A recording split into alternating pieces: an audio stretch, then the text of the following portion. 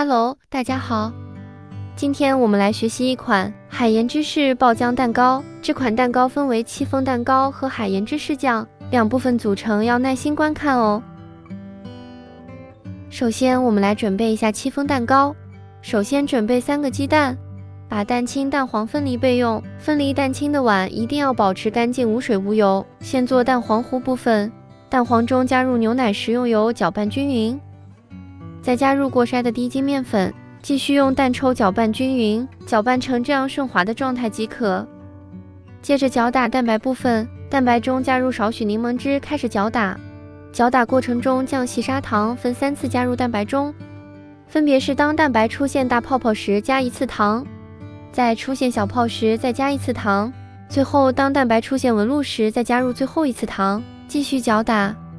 搅打蛋白时全程用低速搅拌，直到蛋白打发到这种细腻光滑，有个小弯钩的状态就好了。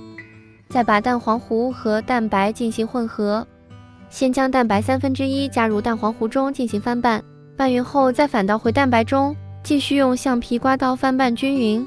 翻拌好的面糊状态是这样子，呈现细腻光滑、缓慢流动状态的。如果面糊最终的状态比较稀，或者是产生大量气泡，那就是蛋白消泡了，对烘烤出来的成品有很大的影响。拌好后，立刻将面糊倒入6寸模具中，轻震2下，入炉烘烤。烤箱上下火165度，提前预热15分钟。入炉后再烘烤35分钟左右。烤好后同样震2下，倒扣在晾网上晾凉备用。这样蛋糕的胚体部分就做好了。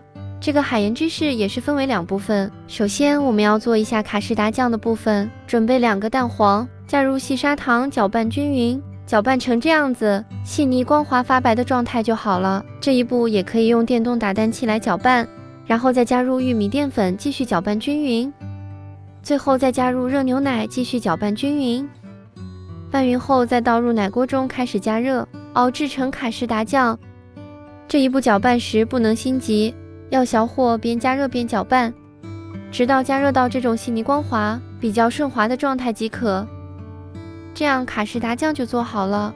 先切面包上保鲜膜，放一旁备用。接下来做一下奶油芝士酱的部分。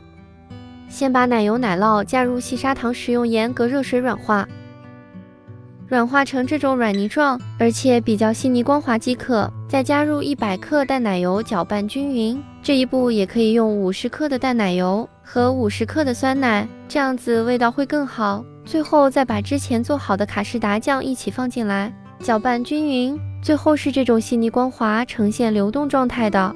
如果太干，可以加少许牛奶或隔热水软化一下。戚风蛋糕胚完全放凉后脱模，蛋糕胚脱模时一定要完全凉透才可以，不能去热的脱模，这样子会把蛋糕胚挤压变形。蛋糕周围围上慕斯围边，用透明胶粘一下，或者是用丝带系一下都可以。然后用锯刀在中间挖个洞出来，可以放一些水果。最后在表面淋上海盐芝士酱，装饰一下。海盐芝士爆浆蛋糕就完成啦！学会了记得动手试一试，有问题评论区留言交流哦。